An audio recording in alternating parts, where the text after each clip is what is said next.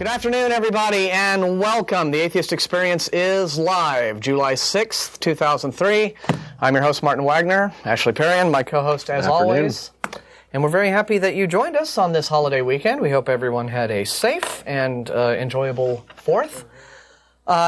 This show, as always, is sponsored by Atheist Community of Austin, a nonprofit educational organization promoting positive atheism and the separation of church and state.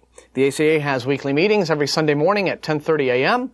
at Hot Jumbo Bagels, except for the first Sunday of each month when we have our lecture series in the Mayor Room of the Austin History Center, which is located at 9th and Guadalupe. And today, being the 6th of July, first Sunday of July, we had a speaker, Melinda Badgley.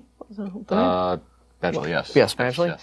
And I, unfortunately, didn't make it, but Ashley did, and you can tell us a little bit about it in a second. Okay. But she talked about faith-based initiatives and faith-based programs, which we'll be talking about some here in a few minutes. That was today, and I believe we have our August lecturer lined up, or is he still tentative? Klaus Linz. I think it's pretty much set. It's a go. I haven't heard it being an iffy thing, so. All right. Well, I think last I talked to Michelle Gadouche, our co-chair, she had indicated that it was not necessarily. Okay. Altogether, just definite yet. That is our current plan. Yeah. Tentative, and we'll let you know if anything changes, but for now you can visit the website right there above Ashley's skull. And if you look at the upcoming calendar of events, all of or at least our currently scheduled speakers are on that. Okay, other ACA get-togethers include Godless Gamers, which is Monday evenings at the home of Russell and Virginia Glasser, and ACA Happy Hour, which takes place Thursday evenings at Antonio's Tex-Mex near the intersection of Highway 183 and I-35. And that is the thing just kind of... It starts about 7:30ish, but people trickle in and out all evening long. So look for the table that has the little ACA Darwin fish on it, and you'll see our gang. Okay, The Nonprofits with Jeff D. is our bi-weekly internet radio show, our sister show on the internet. Radio show, they had their most recent episode was yesterday. A very good show, as always. And the next one will be the 19th of July. They are bi-weekly. And as they've announced, they're going to be the odd-numbered Saturdays. It's going to be the first and third. And fifth. If there is a fifth. Yeah. So they don't mean odd numbers in terms of the actual dates. No. But but the first, third, and fifth. First, third, but that means then that if there's a fifth Saturday of a given month, then the show after it will be the very next Saturday. They'll actually. They could occasionally go 2 weeks in a row. But not too often. So that's how it's going to be. And, of course, if you miss a show, which can happen because sometimes the Atheist Network is a little wonky on its feed, you can just, I believe Russell Glasser, the producer, is going to create a link to the direct feed from our radio show page so that people can go just to our radio show page and not have to go to atheistnetwork.com and just be able to link to the live feed Saturdays at 2 right from our site. Oh, okay. Yeah. Okay. I think Russell has decided he needs to do that because Atheist Network's been a bit up and down. Okay. So, and the chat room also, there's been a real problem. Okay. But having the chat room getting organized. But, what have you. I think it's Reggie the infidel guy, and he's kind of, it's his own deal. Yeah. So it's not like it's this highly organized corporate effort. Yeah. But it's great fun to listen to, and they had a good show yesterday, which you can, you'll listen to the MP3 stream on our website if you missed it yesterday, but the next one, July 19th. And I've talked enough about that. Okay, University Atheists and Agnostics, a registered UT student organization started up by our very own Charles Tabany. They are taking the summer off, like all good college students should, but they will be kicking back into gear this coming fall. The meetings will resume, and as soon as we know where they are meeting, the room and the time, we will, of course, tell you. And if you are a registered UT student or faculty member, and you want to be part of what is turning out to be a very dynamic and well-received, the first good, solid atheist student organization for unbelievers that I've known of, since I've been living in Austin and I was at UT many long moons ago. UAA@mail.utexas.edu, right there below my chin. The email address is right there for you to get in touch with. Dan. Charles will give you more information on the group if you're a UT student or faculty member. So I think that takes care of it for the morning announcements. Now, before we go to the news, just want to let everyone know a little bit about our show. If you've never seen us before, this is the Atheist Experience. We are on live every Sunday this time at Channel 10. We have been doing this show, the group, ACA, has been doing this show now for about a little more than 5 years now. I believe it started up in January 97. Gone through many changes, but we've been live. We're here to talk about religious matters and our atheism and why. And many people call us up because they've never had an opportunity to talk to an atheist, and so that's why we're here, to answer your questions. However, if you're a new viewer to the show and you may want to check out our website and the fact page. We have a page of frequently asked questions that we have accumulated over the years, the most common questions that we get from our religious callers. And we've got them right there on the website, so maybe we've already answered your question if you have one for us. But if not, feel free to call us up anyway. And we'll start taking calls in a little bit, as we always do after the news. But before that, there's also something else. That is our viewer email feedback address, which is the reason I seem to keep staring off to the side is because I'm not sure that's where the monitor is. It's like, So I'm just making sure. There's the address. Good. tv@atheist-community.org. And that is for you. It's your viewer email address, and every week when we get good letters, we will read them out. The best ones we'll read out on the air and answer them if we can. But everything that we do answer in some form, and the best letters also go up on our website on the viewer email page, which can be very fun. We got a really amusing letter from a guy yesterday. Yes. Offering us nice bribes to become Christian. Yes, we could have been very rich co-hosts on this show. That we could have. Yeah. It was interesting. Not going to read the letter out here. It's not worth it, but you can read it yourself. It's quite funny. But, what was interesting was the whole tack he took, right, of offering us these, rewards. Yeah, earthly riches. Yeah. Or even these metaphysical riches, but they were rewards all the same. Yeah. And that seems to me to be a lot of what I hear in at least contemporary Christian belief as it's practiced in this country, right? It's all about, the belief is all about wanting this great payoff. Of course. Yeah, that really does seem to be what it is. And I have had so many Christians ask me, and it astonishes me that people, it's kind of sad too. They have this attitude of, well, if there's no heaven, and if there's no afterlife, well then, why is life even worth living? Why even get out of bed? Why do anything at all? And well, for one thing, life itself is fun. Is why you live life. Life itself is just the reason to go on. Yeah. But that does seem to reflect this whole desire of this life isn't worth a plug nickel unless you get some kind of great payoff at the end. Yeah. And that's what it's all about. And that's kind of the selling point. And that's definitely their own personal view. Yeah. Because every day when I wake up in the morning, I find lots of reasons to get out of bed and have a good time. Sure. Go out and enjoy the world. Mm-hmm. I'm not being good all the time so that, I can hope for this really great reward and palace of gold and be, buddy with waiting for this life to get over with so that you can have waiting for this one to end so I can die and get some relief in heaven. Yeah. I'm having fun right now. Yeah, so. But like I said, that's not how all Christians view it. But I certainly have gotten that question from enough people. It's like, if there isn't this eternal heaven, this eternal reward to go on to after this life, well, then why even bother doing anything at all? It's like Christianity has stripped them of the ability to enjoy life. Period. Or a bit more common is not so much, why live life at all, but why be good. If you don't get the reward, why bother helping anybody? Because it's just going to cost, it's taken 10 minutes out of your day to help somebody change a flat tire or whatever. Yeah. Why bother if there's no reward to it? Yeah.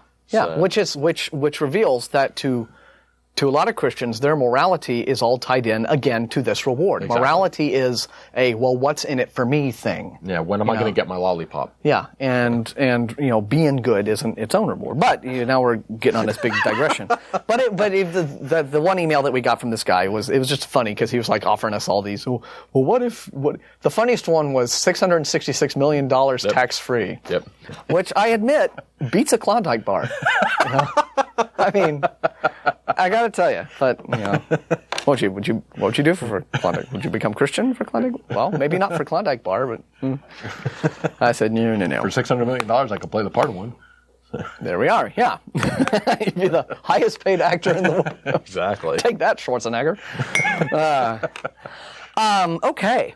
And we got an intelligent letter here, and I'll go ahead and do this before we get into news, and we'll just let the callers rack up while the news is being read. And this deals with some old business. On last week's show, you did a news item about this prison program called Interchange, which the Bush administration supports. Yes. And it's this program to rehabilitate prison inmates, and in which they get jobs, in which they do community service, in which they learn a trade. Yes. But part and parcel of that is this obligatory Christian worship attendance. You have to go to church. You have to be a Bible study while in prison. Yeah. And after you get out, you have to have, I think it's 3 months or something like that, where you're an active member going to church every week. Yeah. A church of their choice, I assume. Yeah, and because it's mandatory, that's why it's unfair. Yeah. Okay? It's like if you had a prisoner who was Muslim or who was Jewish or who was pagan, and they sincerely wanted to rehabilitate and get out of prison and turn their life around and get off of whatever, drugs, or get off the treadmill of just, find a job and anything. But they just didn't want to change their beliefs. Yeah. Then they couldn't partake in that program. Yeah. And there's a real serious ethical problem with requiring somebody to change their religious belief system in order to get the benefit of some sort of charitable service that you're giving. Yeah. And they talked about this a lot yesterday also on the nonprofits, having to do with these Christian missionaries who are trying to flood into Iraq right now. Yes. And in the Middle East in the wake of all the war. Yeah. Now there is this, now there are all these Christians trying to swoop down and, win converts in this war-torn Muslim land, which I think is disrespectful to say the least, and it's insane to the point of being dangerous, to say the worst. But the whole ethical problem of giving somebody charitable work to do, are providing someone with a charity, but attaching to it this requirement of religious practice or changing your beliefs, or you have to adopt a certain belief in order to get the charity. Yeah. And this is an ethical problem.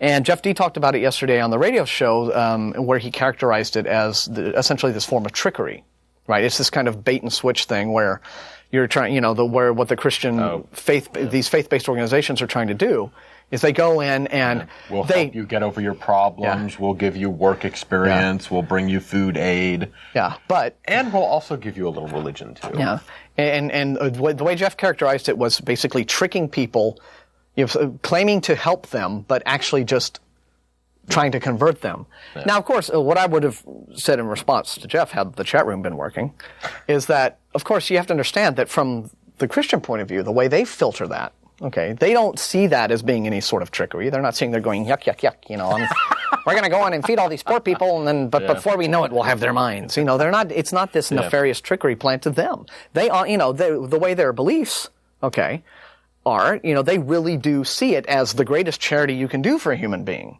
Yeah. To win them over to, as a new convert. Yeah. They do see that as part of the charitable work. That's like the best thing you can do for someone. Exactly. Let them feel the love of God. Yeah. But of course, what that means is that in the end, who really benefits from these faith-based charitable works? Yeah. Are the, and I'll get to this here in a minute too, and I'll explain what these URLs are in a second. But who really ends up benefiting from these faith-based charities is the religion. Yes. More so than the people, because especially Christianity is more than any of the major religions in the world obsessed with nothing if not swelling its ranks. Yeah. Okay. And so that really ends up being what it's all about. Is the ultimate purpose of these faith-based charities is simply to bring more people into the fold and swell the ranks of the faithful. Yeah. Because you get more people in your pews, it's more money in the plate, it's more and then it's more influence you can have over the community as a whole. Exactly. And so that's really what that's all about. It's sort of like it's there to build the stature of Christianity. Yeah. In culture, much more so than just because. And here, this is what I think is really kind of the cold reality of it all. Is that if these faith-based, the way I see it is if these faith-based charities were just about getting someone off drugs, we're just about doing the charitable work, right? Getting somebody off of drugs, moving into a poor community and feeding people, or going to the third world and giving them medicine, or getting prisoners job training so they can turn their life. If it were just about the charitable work and didn't have attached to it the conversion effort, then I think a lot of these people involved in the faith-based charities wouldn't bother. I don't think they'd bother doing the charitable work if the opportunity to turn the person into a Christian wasn't part of the deal. Yeah.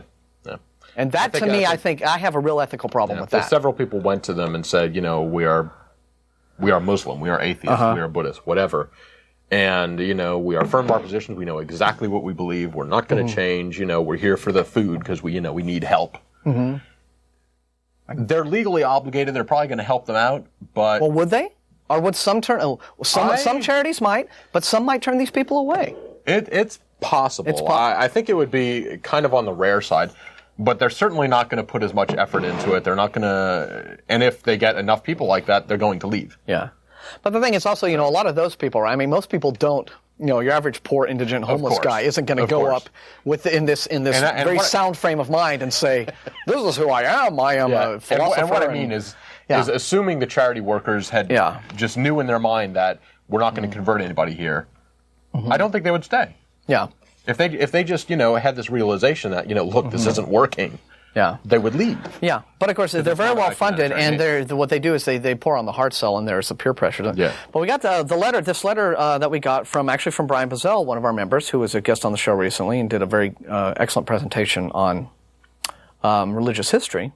He pointed out, we had a caller, a young woman named Lisa, she's a Christian woman, and she's actually involved in trying to raise money for faith-based charities. So she clearly had a bias. Yes. But her argument was that, you shouldn't, it's like the Christian groups are the only groups trying to do this kind of stuff anyway, so you shouldn't be opposed to them just on that ground. And it's like, and so what? If they're helping people, so what? And the whole point, we pointed out, of course, the unfairness of requiring this, first off, it's a church-state separation issue.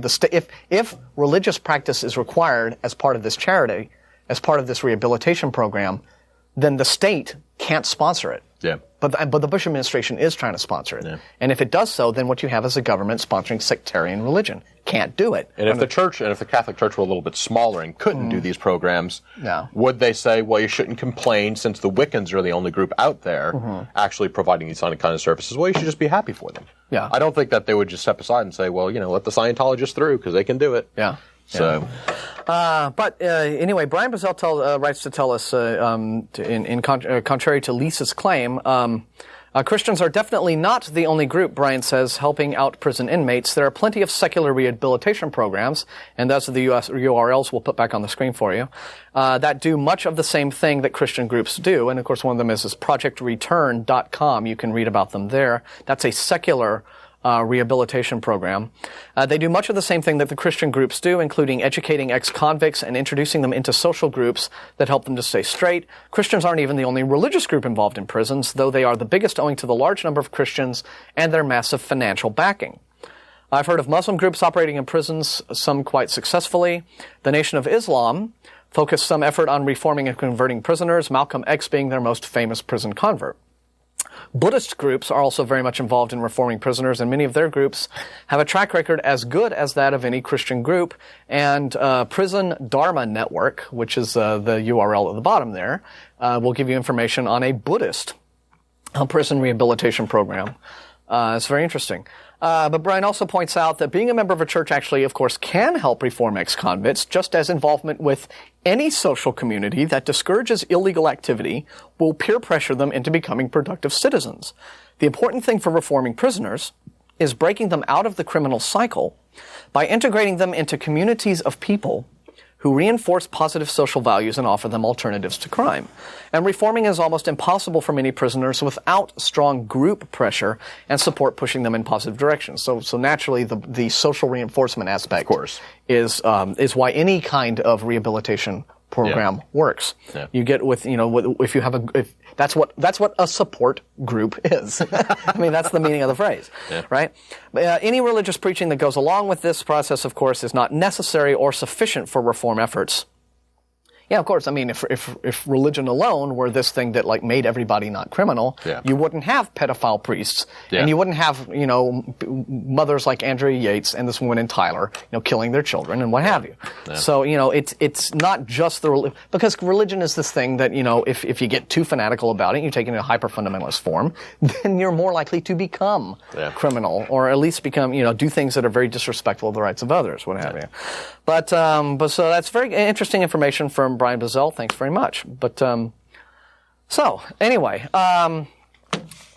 That was the viewer email. So tv@atheist-community.org. tv@atheist-community.org. Viewer email address. It's for you to write us questions, and we'll answer them on the air if yours is a good one. Let's do news. Okay. And then maybe you can tell us, while we're letting the callers rack up, you can tell us a little bit also about what Melinda Badgley... Since faith-based initiatives ties into what we were just talking about then. Okay. So news first, or? Yeah, let's do news first. And then... All right. First follow-up story. Judge Roy Moore, we all know and love him, in the Alabama Supreme Court. Mm-hmm. He had put up a large 2.5-ton granite monument of the Ten Commandments. They label in here, which I find a little bit funny, the size of a washing machine. But anyway. And just as good for wash that brain with that. But he just as good for the same purpose. Use plenty of bleach. He put it up there, and some lawyers took him to court for that, essentially, or brought the case up. Well, he snuck it in the dark of night. In the middle of night, by cover of dark, and let his church, indicating that he knew it was a flagrant constitutional violation. Exactly. Right? I mean, he knew this guy's known what he's doing from the start. Of course. A couple attorneys called him on it. Yeah. Brought it to court. They said, this is pretty obvious, a clear violation of church and state. Pull it out. Uh-huh. He appealed. They say pull it out again. Mm-hmm. And that's where we stand now. So the appeals court has upheld the original ruling. Exactly. Basically saying this is as flagrant a church-state violation as could possibly be made. Right? Exactly. Mm-hmm. If we adopted his position, meaning the Chief Justice would be free to adorn the walls of the Alabama Supreme Court's courtroom with sectarian religious murals and have decidedly religious quotations painted above the bench. Every government building could be topped with a cross or a menorah or a statue of Buddha, depending on the views of the officials with authority over the premises. Mm-hmm. So, they put the smackdown on him again. And now they're saying... We'll see what he actually does about it. Well, I think he's saying that he's going to take it right to the Supremes. Exactly. Which, given the slightly more, liberal and inclusive rulings that the Supremes have been involved in these days, he might, if they agree to hear the case... Will probably not come out of that a very happy man. But he's defiant, right? And yes. Like any demagogue, right? Yeah, he had said before that, if they do order it to be removed, he's not going to do it. Yeah. Like any demagogue, he is using this. I mean, he knows exactly what he's doing. He's known from the start that what he's doing is a constitutional violation. And he did it, right, in order so that when the lawyer swooped down and the higher court said, get rid of that thing, he could characterize himself as, I'm the victim of all of this evil, godless, liberal oppression, this persecution, which the religious right will lap right up, right? I mean, they love martyrs. Okay? And I think Judge Roy Moore from the start has really wanted to be a martyr for Christ. And this is his opportunity to do it. Yeah. So I think this is really what it's been about for him. Yeah. That's right. I think on the one, I mean, I think he really is a theocrat. Okay. I think he really does think, as he says, that the United States, was intended to be set up as this exclusive Christian theocracy. Exactly. And we have strayed from, the original theocratic intent of the founding fathers, which they never had. Yeah. And now that we're this horrible secular, godless democracy, now we've got all these, these damn, minorities and people making all kind of headache. For good old boys like him. Yeah. But from the outset, I think this has been like a campaign to build Judge Roy Moore as this great Christian martyr in and he's fighting the good fight. Fuel the paranoia and the persecution complex of the religious right and just galvanize them more. That's what the whole campaign has been about. Yeah. The state of Alabama. And I'll have to bring the news article in, but they do have a history of this creepy association with fringe religious groups. And I read something very recently in ACA, no, not the ACA, that's us, another group. American Atheist's newsletter that I got recently revealed that an organization called League of the South. Okay. Was allowed to have one of their meetings in one of the state buildings. I'm going to have to get the information and confirm this for sure. Yeah. But League of the South is a group of secessionists. Yeah, it sounds a little scary. Yeah. Well, they're affiliated with this thing called Christian Reconstructionism. Which sounds really scary. It's very creepy, yes. The leader of the movement has been quoted as calling slavery a God-ordained institution. Okay, this is how. And when was that said? I mean, was that the 1780s or 1980s? Or? Well, it was not that long ago. I mean, it was. But these Christian Reconstructionism again is this view that America was set up to be this Taliban-like Christian theocracy. Yeah.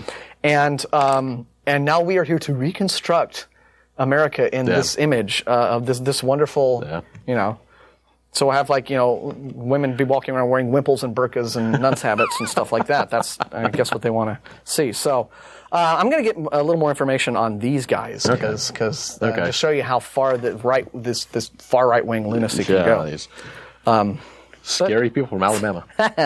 Well, it's Alabama. It's not like. Okay, and speaking of small groups off to the side, Wiccans. And this is in Hoopstown, which I'm trying to find the actual Illinois, I assume. Illinois. Hoopstown. Citing little name. No, it's Hoopston. Hoopston. Okay. Sorry, people. Sounds like, okay. If anyone in Illinois is getting this, we apologize. I like Hoopstown better. The home of the hula hoop. Yeah, I don't know. That just sounds like something out of some TV show. It's Hoopstown. With Andy Hardy. Okay, well, this is actually Hoopston. Yes. Let's move on. Okay, Hoopston. Citing an atmosphere of intolerance and fear for their safety, Wiccan leaders said they are abandoning their dream of opening a school that teaches the alternative religion in Hoopston. I basically felt that this was the Salem trials of the 21st century, Ed Hubbard said, referring to a city council meeting that they had held there. What is this? We're not giving up on East Central Illinois yet, continued Hubbard. Okay, so the Wiccans want to open a... They wanted to open the school. Okay. They had a city council meeting, and about 100 people showed up and just had a complete fit. But we are giving up on Hoopston. I made a promise on my very first day out that if the town really didn't want us there, we wouldn't move there. We didn't feel safe. The chief of police escorted us to our car and said very politely that he thought it was best we leave town. Well, so even the chief of police is saying, now granted, he's probably saying it more out of their safety rather than saying, I got a gun on my side and y'all better leave town. Well, no, but he's saying that there are a bunch of loving Christians in town who do, and might. Who do have guns and might do something wacky. Delightful. So best to leave and get out of town. One of the preachers there, I'm quite surprised, but very pleased, obviously, Pastor Timothy Kovalik said. No diversity here. Yeah. I believe that prayer changes things, he said. Yesterday was simply about praying, and when Christians pray, things happen. Yeah, and when Christians intimidate the hell out of people, things happen too, yeah. So much for their inclusive nature. Yeah. So they ran the poor Wiccans out of town. So, all right. More witchcraft. Hooray. Okay. Harry Potter this time. In Australia. A Christian college in Australia has become the latest institution to ban the Harry Potter books for putting evil wizardry in a good light. Maranatha Christian College near Melbourne said the books promoted wizardry as normal, not a message which students should be exposed. Principal Bert Langrak. These are novels. It's a story. Yeah. So the principal of the school said, as a mature reader, we question that, I can see the difference between fantasy and reality. Probably not. But some children cannot, and this is where it becomes dangerous. But see, this is the whole thing about censorship, right? It's people who are smarter and better and morally superior to you. Exactly. Saying, you're not smart and morally sound enough to know how to make up your own minds about stuff. Exactly. You're a danger to yourself, so let us. But is this a Christian college? This is a Christian college. So is this a college and like this is not like 5 and 6 year old kids where Well, is like a college a different thing in Australia or where they have little kids there? I wouldn't believe so. I know sometimes they have post grade school things, but it would be at the very least high teens. So they probably don't give a damn about reading Harry Potter anyway.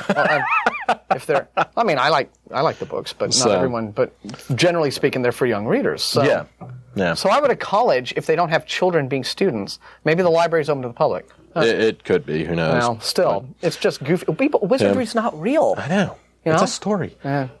We would deal with, say, Macbeth and Hamlet because evil there is being portrayed as evil and not as being good. But it is in the Harry Potter books. I guess reading these books is a little too difficult, right? Exactly. I mean, especially the new one, right? Where, I mean, evil is unquestionably very evil. Exactly. Yeah, so exactly. I guess it'd just be too hard to actually read the stories and see what they say. And of course, I mean, it's a book, people. It's a story. In 2001, 60 Australian Seventh-day Adventist schools banned the books from classroom over concerns that might encourage students to experiment with the occult. One. Yeah, but those people can't tell the difference between fantasy and reality, so... Still. You know, so they might have a problem. A cultural organization tried to get them banned throughout Russia. 2. While 13 U.S. states were tried to have them removed from the shelves. 3. A pile of Potter books were burned in New Mexico in December 2001 by a religious group who claimed Harry Potter was the devil. 4. A preacher in Lewiston, Maine marked the Chamber of Secrets release by holding a party in which he shredded the copies of the Potter books. The books were successfully removed from private schools in United Arab Emirates because the government said the story was contrary to Islamic values. It's a book. Yeah. People across the world are getting completely tied up over a book. You know, when you really believe in magic, then the distinction is blurred, right? It's just something that I just can't fathom. I mean, if you are prepared to believe in things like people coming back from the dead, after being hung on a cross for 3 days, true, and talking donkeys and stuff like that, then the Harry Potter stuff could probably flip you out. Yeah. You know, I mean, it seems very hard to make the distinction. So, I don't know. It hasn't hurt J.K. Rowling's pocketbook any, all these apparently not. burnings and bannings. What do they say here? The latest book sold 5.8 million copies on its first day in the U.S. and UK alone. That's unreal. And it topped the bestseller list in France despite only being published in English. Yeah. You know, I was at a local... one of the bookshops, the night they had the big release party. Okay. Right? It was cute, little kids in their little wizard costumes, right? You know, very clearly understanding the difference between stories and reality, right? All these little kids. Yeah. But I was kind of hoping, and it didn't happen, that there might... Yes. And I was like, I really wanted, just some idiots to turn up and lay it on them. Yeah. And just have everybody walking out of the store with their books going... You would have bought 2 copies then. Yeah. It's a big, heavy book. You just get one and just walk up to these people. Funk. It's this 900-page hardback book. So. Okay. Okay, anything else? There's a time to take calls. Quick story now. Oh, let's do that one. Quick one. Can't pass this one up. From the Be Careful What You Ask For department. This is in Forest, Ohio. A guest evangelist was preaching at the First Baptist Church in a small Hardin County on Tuesday night, emphasizing penance and asking him for a sign from God. At that moment, the church's steeple was hit by lightning, setting the church on fire and blowing out the sound system. You could hear the storm building outside. He, the evangelist, just kept asking God what else he needed to say to piss him off even more, apparently. I guess so. He was asking for a sign, and he got one. Cheney said the lightning traveled through the microphone and enveloped the preacher, but he was not injured. Afterwards, services resumed for about 20 minutes. Oh, well, that makes it a miracle, I guess. When they realized that the church was on fire then. And evacuated the people out. Did about that reminds me of? $20,000 worth of damages. That Lego thing, the Lego... a sign from God, and then, but the $20,000 in damages to the church. So, I guess it could have been worse, couldn't it? There's this website that has all of these little Lego scenes, and they do these spoofs of religious stuff. Yes, and there's the passage, I think it's in Romans, where Paul says that women should remain silent in church and not speak, and their husbands should just let their husbands do. And there's this one of there's this pew, acting it out, little Lego people in Lego pieces in this pew, right? And behind them, the church is on fire. And the wife is going, honey, I guess, shut up, shh, be quiet. And she's like, no, sweetheart. It's like, no, shh, don't talk. You're not supposed to talk. Okay, well, and then the fire's getting bigger behind her. She's like, it was beautiful.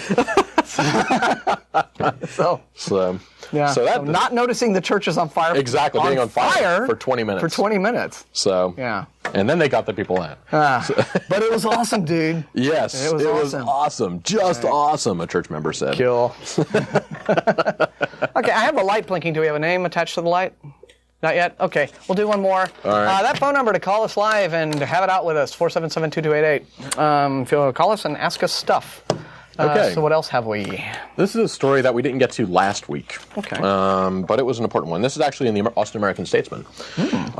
In Saudi Arabia, 8 Saudi women appeared on a groundbreaking TV program last week, to criticize previously taboo subjects such as the right to drive, unemployment, and political participation among women. Wearing headscarves of red, blue, and yellow instead of the traditional black, the participants complained about their lack of jobs, opportunities, and public voice in this conservative kingdom, where women have less freedom than most other Muslim nations. The show is part of an opening in Saudi media.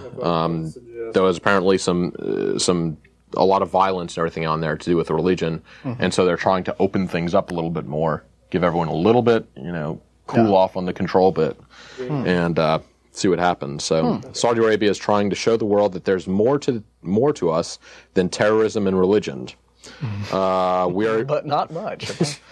We're given more freedom to discuss things. We can now criticize government ministers and the government policies.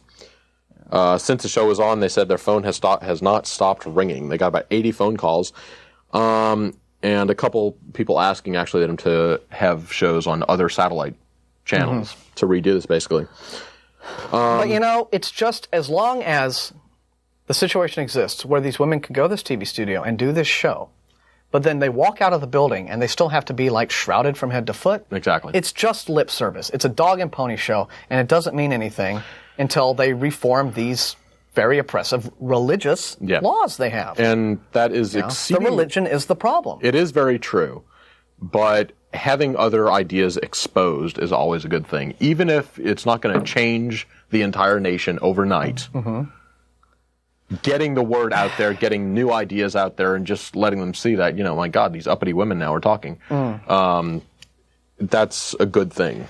I guess, but on the one hand, it's well, you're right. I mean, getting the ideas and having rather than letting it continue with what it's been. Having a voice is better than not having a voice. Exactly, for sure. Exactly, right? But if it's just lip service, if it's just okay, we'll let you come on TV and complain all you like, but we're not going to change the situation and make it to where women can walk out in the 112-degree heat, wearing comfortable, cool clothing. Yeah.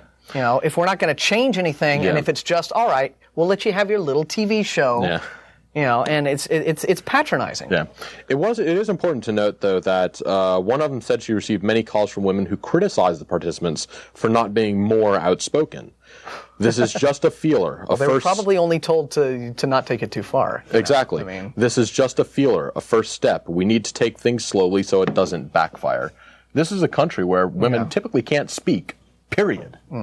Yeah. So giving them a voice on television, even if they're not, completely pushing out the bounds and, blowing out the sound systems, that's, it's definitely a step in the right direction. Now, obviously, we want a lot more to happen a lot quicker, but I just doubt the honesty of the whole thing. I mean, it's very possible, but hope for the best. Better than nothing, I suppose, but still. Yeah. Anyway. Okay, we now have phone calls, and we now have names. And we have a studio audience today, suddenly. Yay. This is nice. Hey, y'all. Okay, Jim's on line 1. Let's see. Hey, how you doing? Hey, doing good. How are y'all doing? We are well. What's up?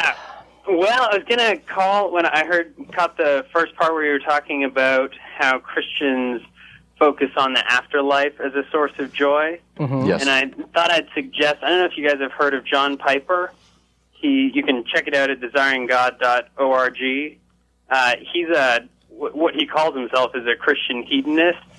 Okay. And his argument for y'all, I think, would be that you pursue joy in this life too mildly, that you don't pursue it violently enough.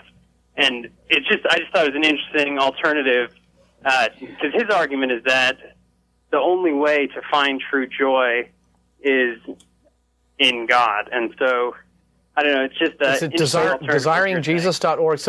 So his general argument is, is what then? That people should be more involved with Christians should be more involved with just, physical day-to-day living and getting out there and doing extreme stuff, and is that... No, it's that all those things are less joyful than getting connected in with an infinitely happy being. And that's what, in Timothy it says, this is the gospel of the happy God.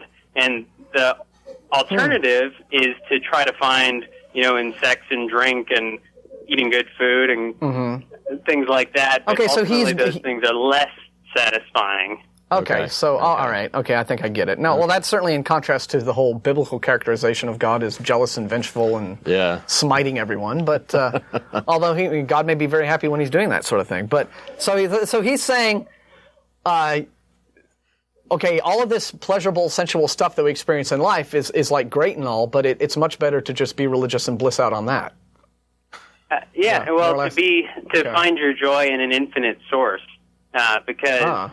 Well, you sounds can like only Timothy eat Leary. so many hamburgers, eh? Like, you can only, after, I don't know, a couple slushes, the taste goes away. Yeah, well... I just think look it up. It sounds fun. Too, it's interesting, too, your comment that the Christian is trying to, that their morality is ultimately self-centered, because he would grant that to you. He would say that all people ultimately... look out for their own good. And, I'm sort of curious, on your end, if your morality is sort of an objective, you hope it doesn't make you happy sort of thing, like is it... Because I do think morality is Well, I do think yes. There's an aspect of that to it, certainly. I mean, but to me, it's like... if someone, needs my help, if they need their car jump-started, something small, or if they need even bigger help, or something like that, and if I'm in a position to do that nice thing for them, then I'll do it, and they'll say thank you, and I'll say you're welcome, and it's done, and I'm happy that I did it, but it's not like, okay, God, did you see what I just did? I get to go to heaven now, right? That's not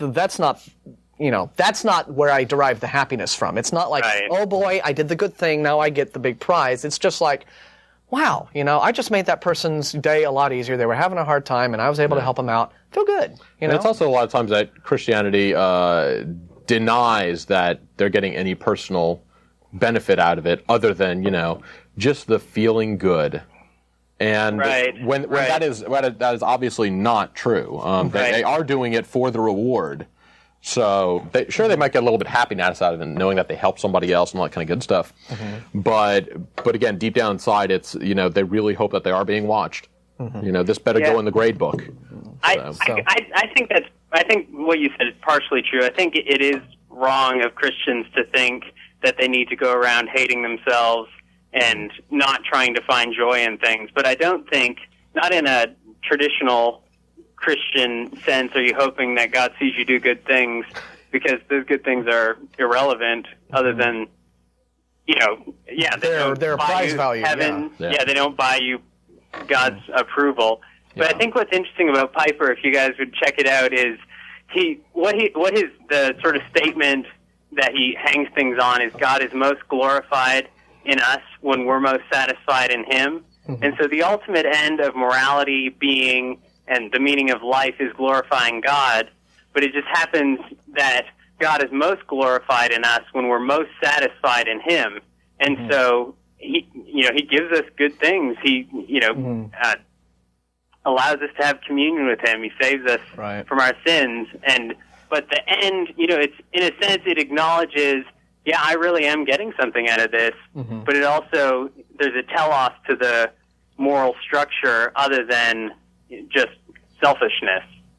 And well, he has framed it, in such a way so that it doesn't appear to be rooted in selfish desire. And that could very well be his genuine feeling. But it's interesting to me, and all Christians don't walk in lockstep with each other ideologically, too. I mean, we know that. Right. But it's interesting to me how I have had a great many Christian, particularly the fundamentalists, argue to me the whole difference between salvation by works versus salvation by faith. And a lot of Christians will say that, well, sure, you can be the greatest philanthropist who ever lived, but works alone won't get you into heaven. you have to have the faith in Jesus to get into heaven, implying that getting into heaven is ultimately what matters, and to God. That's ultimately, and so being a Christian is much more important than exactly how and in what way you live your life by virtue of what you do, what good things you may or may not do for other people. And so that I've heard that argument a lot from fundamentalist Christians, where they completely disdain this whole idea that works is the key to salvation, or in the afterlife, or by implication, just in existence itself. Works alone isn't what make you a person that God would like. Yeah, I think the first part of that's particularly valid, where someone says, well, you do XXX to get to heaven, as if heaven is the thing that matters, as opposed to knowing God and being in communion with God. Whereas I would say that your works, they matter in a huge sense, just in terms of how you affect other people, but they don't matter in the sense of whether or not you have approval in God's eyes and can have a communion with Him. So I think that criticism is really valid. That heaven is the only thing that's going on. Yeah. But I think you're wrong to then make the move to say that works are important with relationship to God's approval of us. Right. Well, again, as atheists, we're not really concerned about God's approval. Right. But I'm just telling you the arguments that I've been getting just from different Christians in terms of that. Yeah. I mean, some again, from a secular standpoint, right? The question always brings up, how, without religion can one, live a morally upstanding life, and what motivation would one have for doing that? And again, it's just this whole nation of cooperation and getting along with other people and just doing helpful things, being rewarding in and of itself, and certainly much, clearly the obvious and the obvious consequences and the benefits of cooperative behavior versus and helpful behavior versus destructive and wanton and selfish behavior, I think is just obvious. I mean, there are very clear, obvious consequences to one's actions, and it's just better. I mean, you don't get anything if you really, again, want to bring it back down to, what is the reward? I mean, what does one get, unless one is psychotic, what does one get out of, destructive behavior over cooperative, friendly, nice behavior? I mean, the obvious benefits of being a nice guy are better than the lack of benefits of not being a nice guy. You're not a nice guy, you don't have many friends. Yeah, I don't know if that's 100% true. I'm curious, have you guys heard the argument? I know that argument's often made about morality. There's no foundation for morality without religion. Have you guys heard the argument that there's no foundation for knowledge without belief in a transcendent being? Not as such. Ring any bells? I mean, not phrased precisely in that way, but... You may check out Cornelius Van Til. This is what's been the most persuasive thing to me against sort of an agnostic and against skepticism, honestly. Well, I don't know. There's a whole variety, but how do you spell his last name? Again? How do you spell his last name? It's Van Til, V-A-N-T-I-L. T-I-L, one L? Yeah. Okay, well, tell you what we'll do. I'll look him up and read what he has to say, and if I have a response to it, maybe we'll talk about that. We'll talk about next time on next week's show. Okay? Hey, good to talk with y'all. Yeah. Thanks for calling, and we're going to go ahead and go on to the next guy. So thank you very much. Have a good day. Y'all have a good one. All right. We'll see what old Cornelius has to say, but for now, we're going to see what Steve on line 3 has to say. Hey, you're on the air. Oh, hi. I don't know if you guys ever talked about this. I might have missed the show, but I think it was about 2 or 3 weeks ago when the ossuary of Joseph was ruled to be a fraud. Yes. Mm-hmm. I don't know if you guys talked about that in your news recap. Well, we mentioned that was the finding of it. Yeah, we did mention. I mean, when it originally came out, there was an immediate story about it saying, this has been found, and then 2 days later, there were stories out saying, the script is a little bit different, the handwriting's different, the dialect is different, so, it looks a little suspicious, and, there's a lot of evidence to say that, it was a forgery. Mm-hmm. And then just months later, 2 weeks ago, whatever you said, they had another story saying, well, yeah, it is a forgery. Confirmation of it. I was just very puzzled by it from the beginning. I mean, it's like, where had this thing been all these years? Yeah. it's always a bit curious when some relic suddenly pops out of nowhere, having been somehow missing for 20 centuries, and then voila, here it is, and it appears to be the evidence we're looking for. Yeah. But yeah, I mean, we mentioned it, and it's. But here's what's interesting to me. I was looking at a Christian website recently, and what's fascinating about things like the James Ossuary and the Shroud of Turin and all of these relics that, well, every once in a while something will pop up. We'll find some papyrus, or we'll find some doodad that's like, the finger bone of Simon or something, right? And what's fascinating is that whether they're found to be forgeries or not, and they usually are, the faith ends up never taking a hit. Yeah. Okay. It never ends up hurting Christianity, and that's why I have someone ask, why do these things keep popping up? Because they always seem to be forgeries, and why do people always kind of fall for it? But then when it doesn't turn out to be the real deal, no one really seems to care. It's because it raises their faith; it cannot lower it. Oh yeah, right. Because I was looking at a Christian website, and they had a poll when it's like, the James Ossuary? They're now saying that it's a fake. Is this a problem for you? Is this do you believe it? No. Do you believe that it's a fake, or do you believe that it's genuine? I thought that was the poll question. And the most popular answer of the poll was, it doesn't matter to me either way. Okay. Because of course, a Christian will tell you that his faith doesn't rely on the James Ossuary. Exactly. His faith comes from the Bible. Yeah. So, or a personal relationship. So that's why there is this continuing market in these relics. Yeah. That you can keep, they can keep turning these things up, because if it turns out that they're real, well, then Christian can go, hooray, we've got evidence of Jesus, and, take that, skeptics.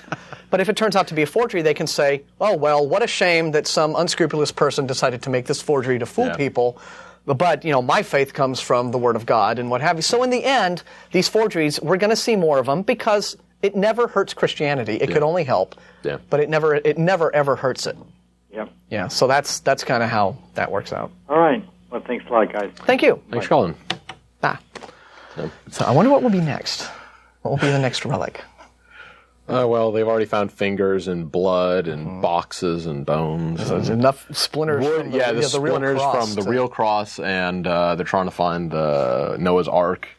Yeah, well, they found Noah's Ark, something like 24 times, and it's always some different outcropping of stuff.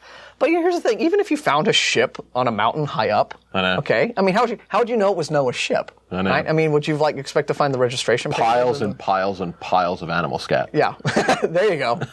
It's all fossilized. It's like, whoa, dinosaur. Yeah. But yeah. So the relic. What was I going to say? I just had a thought, Ashley. Damn it, and it went that way. Must not have been important. We'll just talk to Jonette. Is that the name? Okay.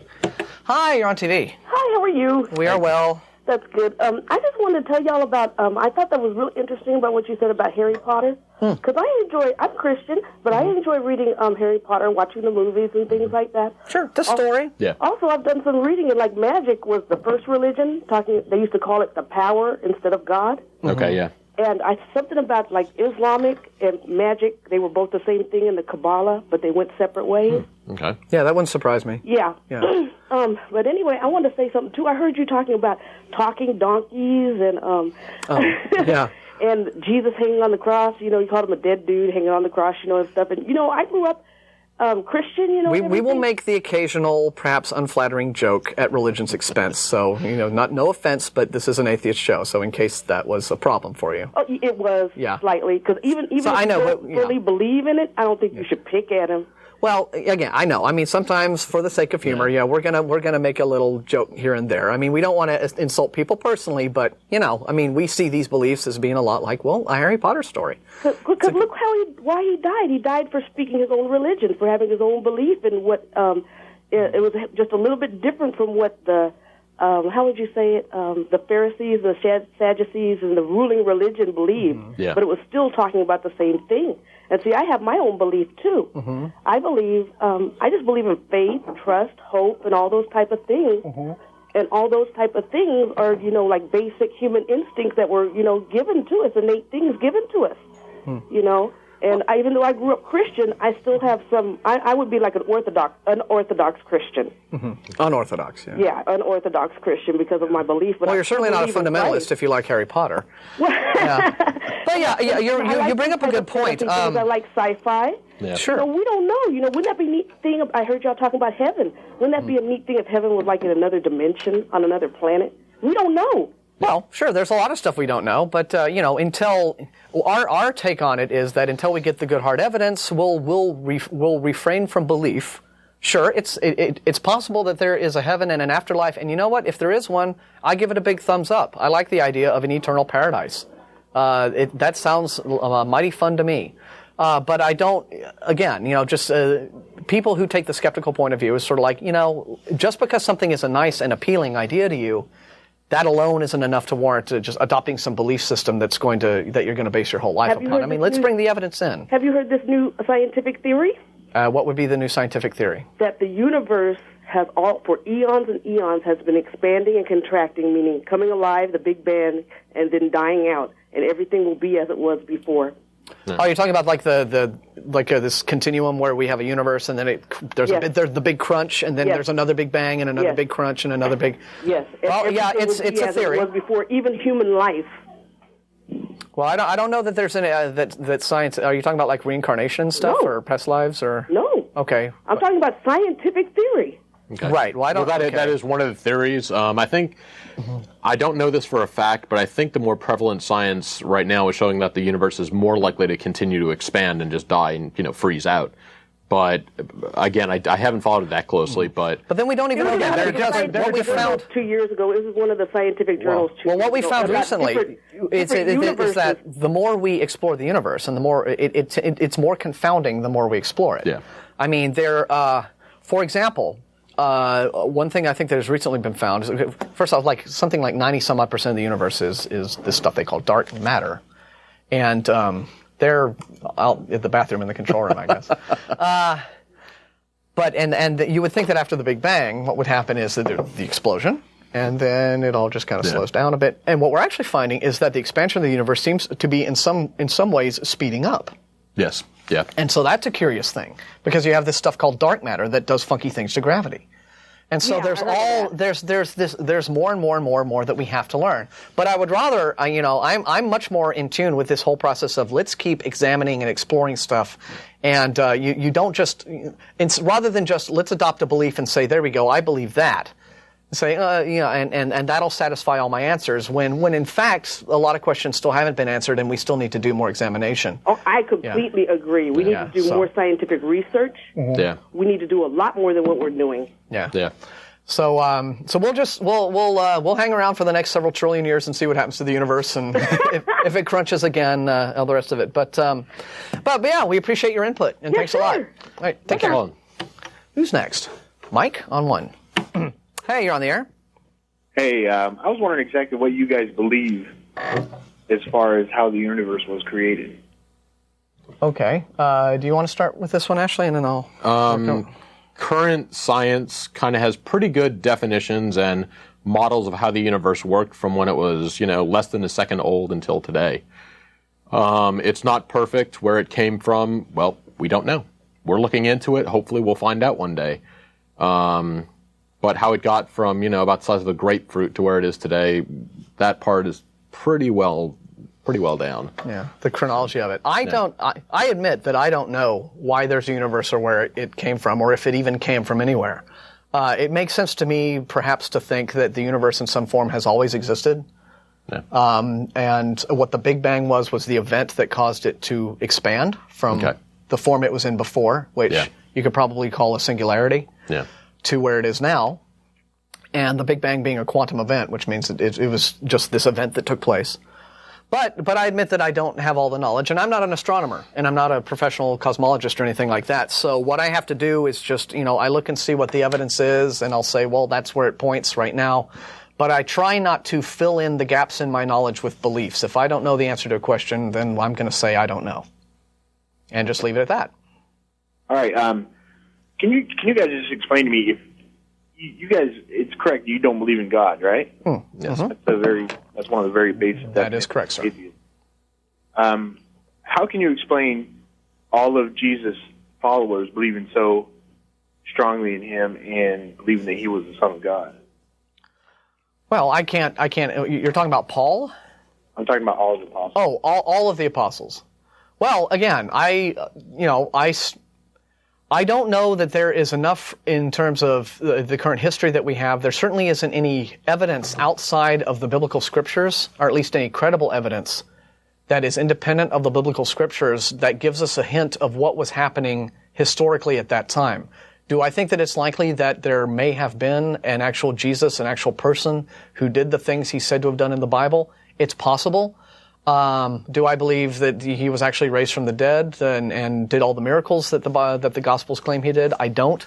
I think that those were, stories that were passed around at that time by Jesus' followers. And we do know that those kinds of stories were being told quite a lot by a lot of powerful people at that time in history. People believed in things like omens, and they believed in all sorts of supernatural events that took place. In ancient Rome, and Judea was a province of ancient Rome at the time of Jesus, it was well known that stories about the emperors would pass through the legions of the Roman army. That were these miraculous stories about, the emperor was on his horse and a golden eagle flew down from the heavens and circled his head 3 times and dropped a sword in his hand, and he single-handedly smote all of the legion, all of the German barbarians and what have you. And these were stories of miraculous events happening to their emperors that the soldiers passed around and they believed, and it was a big morale booster, but they really did believe them.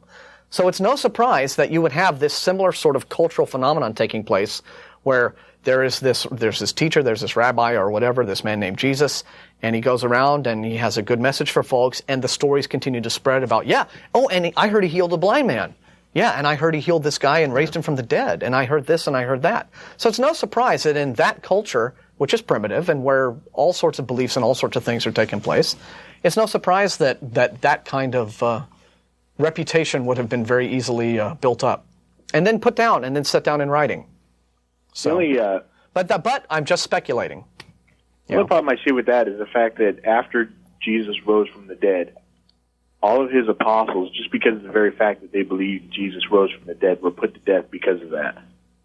Well, so again, that's a pretty strong belief to be to the point where you would rather be boiled in oil or have your head chopped off. Yeah, but or be hung on a cross upside down and crucified. Yeah. But there have been lots and lots of people throughout history that have died for their beliefs. A lot of people died for a lie. Well, lots of people have died for beliefs, but it was something they truly, truly believed. Well, have you ever had anybody stand up and flat out lie? Well, just because you truly believe something doesn't mean that your belief is right. I mean, you could be deluded. The Japanese kamikaze pilots. Jesus for years and years and years and years have been with them every day. Do you recognize who Jesus was? Do you think that the suicide bombers over in Palestine and Israel are dying for a lie? Or do you think that they really believe in what they are committing suicide for? I believe they really believe that. That's not a lie, however. This would have to be a blatant lie. No. Why would this have to? Why would this be any different than what the suicide? Why would the beliefs of Christian martyrs be any different than the beliefs of Islamic martyrs in terms of how fervently and how genuinely the people really believe it's true? Because why would it have to? Why would it have to be a deliberate lie? We're not arguing doctrinal beliefs here. We're arguing whether or not lots of them died just for the very fact that they said they saw Jesus alive. If that's so, why would they say that? And they knew they were going to die when they said that, but they stuck by it till they died. Well, I mean, again, but they have their beliefs. Yeah, I mean, the intensity of belief is not a thing. In how intense your belief is not the thing that proves your belief is true.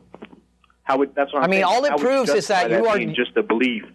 When they had hung around Jesus, they knew what he looked like, knew what his personality was, and then all of a sudden there was another person exactly like him 3 days after he was crucified. Well, again, what you're basing this on is a story in the Bible. We don't know that any of that is, where are the Roman documents that says, James was put to death at, October 24th at 3:25, for crimes against Roman Caesar emperor, of saying that he saw Jesus walk around. They don't have that. There's no evidence of that. And we have things in the Bible itself that back up the Bible. For instance, well, no, that doesn't work. You can't use the Bible to back up the Bible. Yeah, okay, it doesn't work that way. Let me tell you something. Yeah. Before man ever knew that blood was important to your body, it says in the book of Job that blood was the life flowing through your veins. And that tells you right there that well, it's no surprise. I'm sure primitive cavemen realize that if you cut your arm off and all the blood flows out, you die. Yeah. I mean, they didn't believe that. They didn't know that. Well, apparently they did. It was a very warlike. It's a very warlike time. You know, people would bleed to death. Yeah. Right. Here's the thing. Also, I mean, the intensity. In the book of Isaiah and Jeremiah, some of the old prophets. But here's the thing, though. Hundreds of prophecies about Jesus Christ. Hang on, Mike. Eventually came true. Hang on, Mike. Hang on. Let me stop you there. See, what the difference here is that you are arguing from a position in which you are taking biblical stories at face value and just considering them true. On that basis, and we don't. Okay, we don't have any evidence for the resurrection, and frankly, considering that each of the 4 Gospels tells a contradictory story of the resurrection, it's very difficult to know what the truth of that situation was, if anything, or if it even was just a made-up story. And also, in terms of other things like biblical prophecies that appear to have come true, there's any number of ways in which prophecies can appear to have come true. Whether or not you are doing what's called retrofitting, where you're taking an event after the fact and then you are attaching it to a prophecy and saying, see how this fits. You know, you're doing you're shoehorning an actual event into something that appears to predict the event. There's no way to actually confirm these things. But your entire argument is based upon taking biblical claims at face value. And unfortunately, you know, from our standpoint, you can't really do that. I mean, before you can make the argument that, well, what happened after the resurrection, or when Jesus rose, this happened or that happened. We don't even know that any of those events actually took place. So before we even talk about the ramifications of it and what it means about belief and the validity of belief, we have to have some sort of proof that those things even happened, and we don't. There's no hard evidence that Jesus existed in the first place. Yeah. I mean, the beliefs that Jesus existed in the first place, that's what I'm saying, is backed up by the Bible. Well, again, it's a story. Yeah, intensity of belief or devotion to a particular belief is not a thing that makes the belief true. Evidence will make the belief true. What evidence do you have that Jesus didn't exist? Well, that's not how it works. We need evidence. Okay, that's what I'm saying. My evidence is based on that Jesus did. Your evidence is that Jesus didn't. No. Those are ideas. Were written by 4 different people. Those are ideas. 4 different people are going to have 4 different standpoints, but the base facts all line up. Well, we don't know who wrote the Gospels. Let's turn this around and maybe it'll help explain things. There are unicorns. There are lots and lots. There are hundreds of books out there that refer to unicorns and give very detailed explanations of how they live and where they are and stuff like that. Where's your evidence that they don't exist? Well, in the book of Job, the Bible says that God created unicorns, but they referred to unicorns as being an hawk. Okay. Martin? Oh, thanks, actually. I'm saying I don't believe unicorns exist. That's what I'm saying. There's nothing that backed it up. There's been nothing. Exactly. That's the point we're making. Backing it up. There's nothing backing up. You can refer to the Bible. Hold it, Steve, in the Bible, Mike. in the Old Testament. There's nothing backing up this claim of Jesus' resurrection. And the 4 Gospels that you claim were written by 4 people that prove the resurrection all tell conflicting stories of how the resurrection transpired. All of the 4 accounts of the resurrection are different. Read them. Sorry. Read them. The Bible. I've read them several times. They do not contradict each other. Okay. As far as the prophecies, what I'm speaking about is they don't. Wait a minute. Let's stop you right there. How many women does the book of John say appeared at the tomb? The book of John, how many women does it say appeared at the tomb? They came after. No, how many, the number, how many women appeared at the tomb in the book of John? It's somewhere between 0 and 100. It's either 0 or 2. No. How many women? Okay, that's incorrect. According to the book of John, it was 7 women. Okay? Now, according to the book of Matthew, how many women appeared at the tomb? See, that's what I'm saying. The thing is. No. Answer the question. You said you've read these, and you've said that they don't conflict each other, indicating that you know the context. That's not what I said. I said they don't conflict each other in the base facts. No, you said they don't conflict each other. You didn't add in the base facts yes, I did. until just then. You're trying to now reframe what you just said. Look, that's not true. All right. Anyway, we're not getting anywhere with this. The fact is, you're taking these unconfirmed beliefs. No, and taking them at face value, and you're trying to build your argument on that. The prophecies that were written about Jesus before he was born prophesied that he was going to be crucified. They prophesied that he was going to be born in Bethlehem. Prophesied that his side would be pierced, not a bone would be. And you can look at any of those prophecies and see different interpretations of them. The prophecy in Isaiah chapter 7 is not a prophecy of Jesus, and among the New Testament writers, among the Gospel writers, these people knew about the Old Testament prophecies. They were familiar with the Old Testament. Most of the New Testament was written by the apostles, which were and they were familiar with the Old Testament books, were they not? Very, very skilled. I'm saying there's any number of ways in which prophecies can appear to have been true. And the writers of the Gospels were familiar with the Old Testament and the prophecies in the New Testament. Yes, but and the very timeline is that the timeline of the Old Testament was written thousands of years before the New Testament. Doesn't matter. There's no subjectivity in those. What do you mean there's no subjectivity in them? There's subjectivity in everything that everybody writes, particularly a religious text, which is designed to convert people to the religion. What I'm saying is there's no subjectivity in the timeline that they were written before Jesus Christ. Yeah, doesn't matter. The point is, and there's over 465. Do you think that the New Testament writers, that the Gospel writers, were familiar with the books of the Old Testament, the Old Testament writings? Do you think they were familiar with them?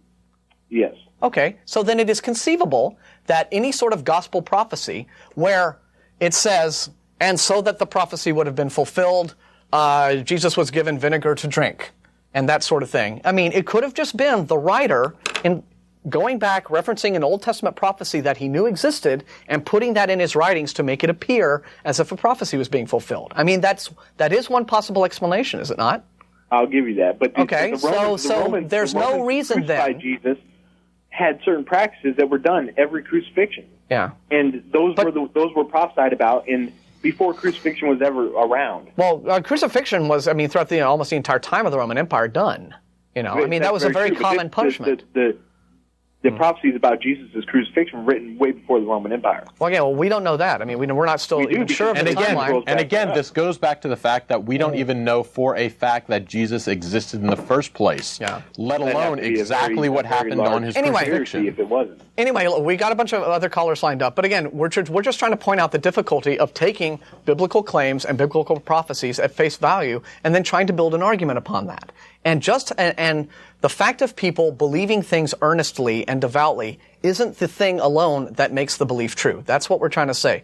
Anyway, look, we appreciate your call and we enjoy having these heated debates. So please, feel free to call us back anytime, all right? I appreciate it. We appreciate hearing from you. Thanks for calling. All right, take care. All right, well, what we have. Well, surprise, surprise, who's on the phone? A guy who knows a thing or two about the history of religion. Hi, Brian. Hey. How you doing? Hey guys. I'm doing pretty good. How about you? We are well. Well, the arguments for proving Christianity true based on martyrdoms and early persecutions of Christians are pretty weak. Mm-hmm. One of the reasons is that there's not widespread evidence of there actually being a lot of martyrdoms. And you didn't have a region-wide persecution of Christians until the year 250. Mm-hmm. So early on, Christians really didn't have a whole lot to worry about. They were a small sect, right? Well, yeah. hang on though, Brian. Nero is the first guy that history really records ganging up on the Christians. Right. And scapegoating them for, setting Rome on fire, which he did. And that would have been in around the year 60 or so, right? Yeah, around 64 traditionally. Okay, so we do have persecutions and martyrdoms before 250 that we know of. Right. Okay. There were persecutions and martyrdoms. They just weren't. For one thing, they weren't countrywide, so they weren't very widespread. They were very localized. Sure. And even Nero didn't really. They don't think he killed that many people. The stories of the. So you're saying it's been exaggerated then by history? Yeah. Okay. Do we have good evidence that it wasn't that bad or what have you? Because. Well, for one thing, there weren't a lot of Christians around Rome at the time. Okay. So there weren't a lot of people he could have martyred. In terms of, for the historical arguments for the martyrdoms proving the history of Christianity true are based on the martyrs knowing about Jesus, and so they would know it was a lie. Because clearly people will die for lies all the time if they don't, necessarily know they're a lie. Yeah. That's what we were pointing out to Mike was that, right. He was saying, well, why would anyone die for a lie? And the whole thing is that, one man's devout belief is another man's lie. So that was the distinction that I think Mike wasn't really getting. But right. Go on, I'm sorry. So if you look at the cases of the 12 disciples, many of whom were martyred, most of their martyrdom stories don't show up until the mid-2nd century. We don't know what happened to Paul until around the year 190, when the Acts of Paul, which was a partially Gnostic, apocryphal Christian text, was written that describes that says he was killed by Nero. But that's the earliest source we have for it. Okay. So that's 130 years after the fact. Yeah. In a Gnostic text that everyone considered pretty much apocryphal. Okay. So no real way to know what happened to Paul. Right. And wasn't it like also, I think St. Stephen was a guy who was an early Christian martyr? Is there any do you know about him and any truth to that?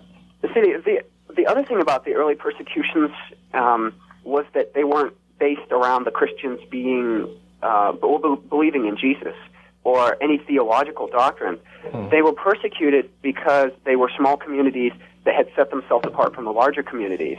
And they had gotten themselves associated with the mystery religions in particular, which were foreign cults that had infiltrated, well, not infiltrated, but they'd spread among the Roman civilization, and they were seen as being a traitorous because they met in secret and they didn't reveal everything, and they were a little cut off from society. And the same thing with the Jews, who had separated themselves off from the Gentiles, and they got persecuted. The mystery religions got persecuted, and the Christians did too. And it wasn't that the Christians would say that Jesus isn't resurrected. It was that they lived in communities by themselves. They were they were considered antisocial. They were persecuted. There was a famous Roman writer, and I don't want to give his name because I'm not quite sure which one it was, but who said that the Christians were being persecuted not because he doesn't say specifically anything that they believe, but he says they're being persecuted because they're haters of humanity. Interesting. This could be Tacitus, but right. we're not sure. Yeah. So they were just seen as being just these antisocial weirdos that didn't really fit into the norm, and they kind of in the Roman power base, they were kind of creeped out by them. Yeah. And so they thought, well, maybe we should nip this in the bud, before we have out and out revolt, which of course every emperor was terrified of. I mean, that seems to make sense. Right. But to say, but the idea that Christians were certainly not unique in being, persecuted at that time. Oh, certainly not. The Romans would pretty much just break heads any place where they felt even a little threat. Well, yeah, like Nero tried to kill his own mother like 6 times before he managed it. Right. He was a bad guy, but I mean, I think that the story that I've heard, and again, you can if this is wide of the mark, you can tell me that is that the Antichrist, as referred to in the Book of Revelations, was intended by the author of Revelations to refer to Emperor Nero, and that this was a reaction to Nero's persecution of Christians. So if that's an accurate interpretation of what was really meant by the Book of Revelations in referring to the Antichrist, then clearly the persecutions that Nero instigated, made an impression on Christians, to say the least. Yeah. Even if they weren't in the big picture anything unusual in terms of Rome persecuting Jews and the mystery religions and any other kind of weirdo that they didn't like the look of. Yeah. Well, there's some scholarly debate about who the Antichrist is, who's referred to as the number 666, right? Which can fit Emperor Nero, but it can also fit Emperor Domitian, who had created a colossal statue of himself in I can't remember what town it was, but it was something that the Jews and the Christians would have been aware of. And like Dr. White, who I'm taking Rise of Christianity with right now, he's the former head of the Religious Studies Department at UT, doesn't think that Revelation was written in response to persecutions. It was written in response to a rise of the emperor worship cult, but not because the Christians had been persecuted by the Romans, but simply because it was sort of an anti-imperialistic thing. Wow, so, it certainly seems, because you can read Revelation as being this really alarmist reactionary political tract. Right. What with, like just the world going to hell, essentially. Yeah. So if it is a reaction to just emperor worship among the Romans, it's a very strong one. Right. Written by somebody in a state of panic. or the Jews insanity had even. Yeah, the Jews had quite a reaction against emperor worship as well. Yeah, that's interesting. Interesting to point out. All right, well, thanks a lot for that input, Brian. We appreciate it, always. We'll try to have you back on the show sometime, okay? Sure, thanks. All right, you take care, man. You too. Brian Bossell was on our program about a month or so ago, and he is a religious studies major at UT and knows quite a lot about the actual histories of these religions, like what was taking place among believers and what they were doing and what they were actually thinking, all these hundreds and thousands of years ago. And also, before I go on to the next call, just to talk about the conflicting versions of the resurrection that I pointed out to Mike in the last call. Just to point out, I think you have what you have in one book is I think I'm going to go in order: Matthew, Mark, Luke, and John. I think in the first one you have I think it's Mary turning up by herself at the tomb. I believe that's the one where she turns up by Brian. Ring. Mary turns up by herself at the tomb, and when she gets there, she sees the angel outside the tomb, and in front of her, while she's watching, he rolls the stone away. Yep. Okay, I think that's one version. And then I think in the next book you have Mary and Mary Magdalene showing up at the tomb together, and the stone has already been rolled away. Okay, and the angel is sitting out on a rock by the entrance of the tomb. That's the next version. I think the next version after that is you have. No, it's Mark in which, not John. I was incorrect. It's Mark, not John, in which Mary and Mary Magdalene turn up, and they are in a group of, I think, 7 women, or it might be 11. But it's a lot of women, suddenly. And they all turn up, and the stone has already been rolled away. And there are 2 angels. Mm-hmm. Okay. And then it's in John, right? This is how it works. John is the one that's completely different from the previous 3. It's, once again, Mary's by herself, and she turns up at the tomb, and the stone's been rolled away, and there's no one there. And she's like, uh-oh. And so she goes and she gets a couple of the disciples. She gets, I think, I can't remember who they were, but I think one of them might have been Simon Peter.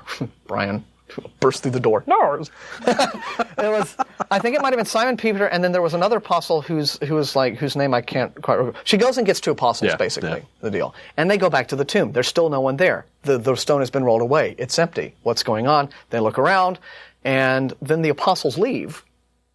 And then Mary stays behind, and then she looks in the tomb, and there's the angel inside the tomb going, hi, Jesus, we took him. He's awake now. So you have, say what you will, they are definitely contradictory accounts of the events. Yeah. Okay, the only thing they agree upon is that a resurrection took place. But in the actual details of events, they're very different in terms of who was there, how it transpired, in what order. Yeah. How many people, how few people, was the stone open at first? Was it rolled away? Was it not? How many angels were hanging out? Yeah. All that sort of thing. Say what you will, they are definitely contradictory accounts in the particulars. And for an all-powerful universe-creating God, that shouldn't be that big of a problem to figure out, was it 0, 1, 2, 7, 11 women? If you take the view that every single word in the Bible is the inspired word of God, and God is just dictating what went on to the biblical writers, you would certainly expect to see no contradiction, even in these minute details. Yeah. And Christians will try to say, well, the minute details aren't important. It's, because they're written by men.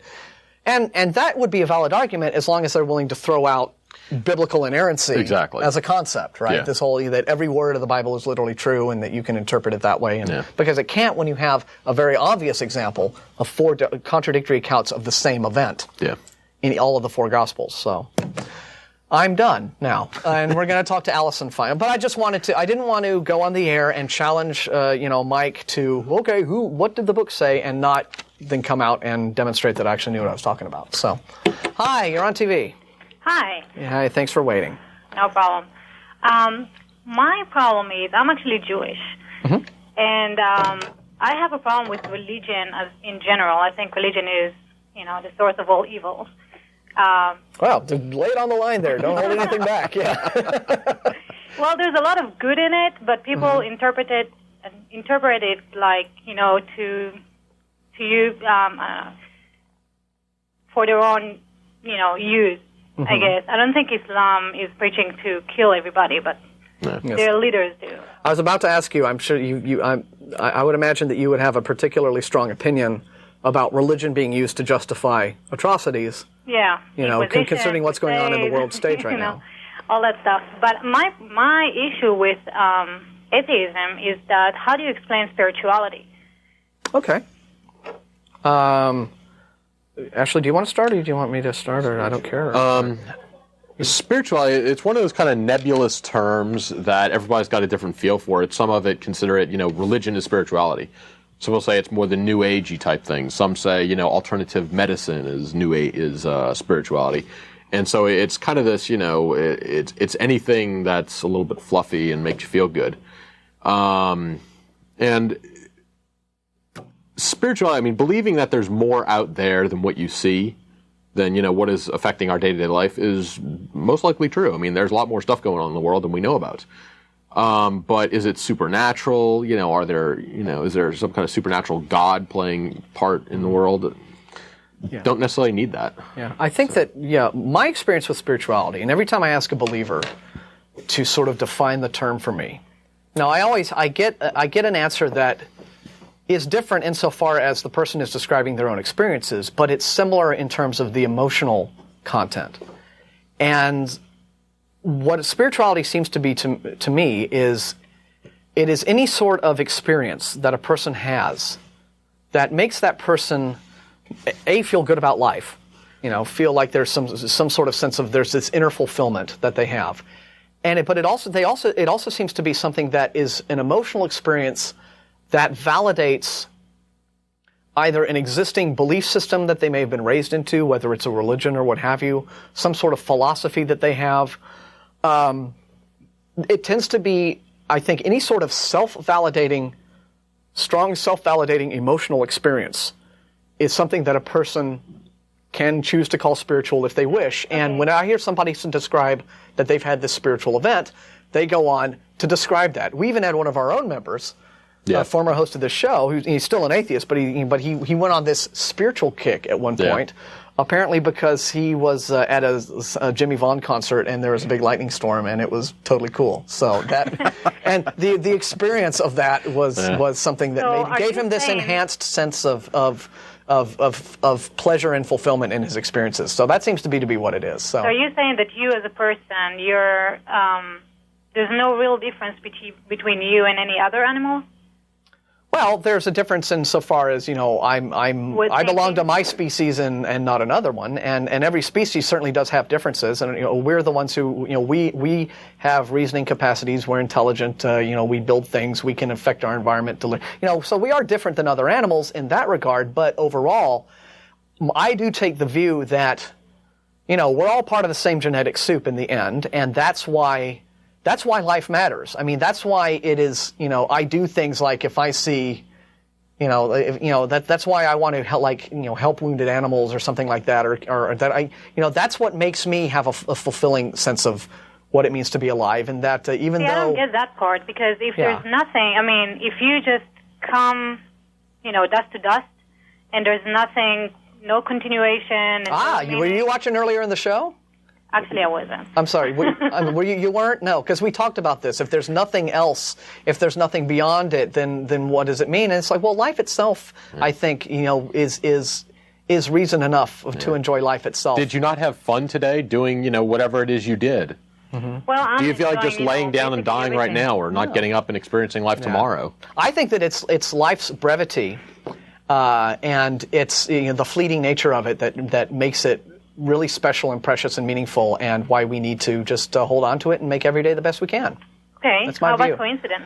Well, I'd go into that, but we are fresh out of time. So why don't you either email us or call us next week? How about? Okay. Thanks for watching. Thanks for calling. And we apologize to the other callers who didn't get in. I told you, it happens. We never get to everybody, but that's why tv@atheist-community.org is your viewer email address to write us stuff and give us a piece of your mind, and we'll try to answer you. It was cool.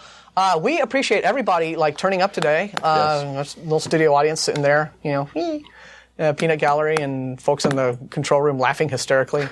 But please see us next time. We're here every Sunday afternoon at 4:30, and reruns Tuesdays at the same time, 4:30. Atheist-community.org is that website for you to get more info about us. Ashley, thank you again for an excellent job. We'll see you guys next time right here. Till then, theists, we don't hate you. We just think you're wrong. Bye-bye.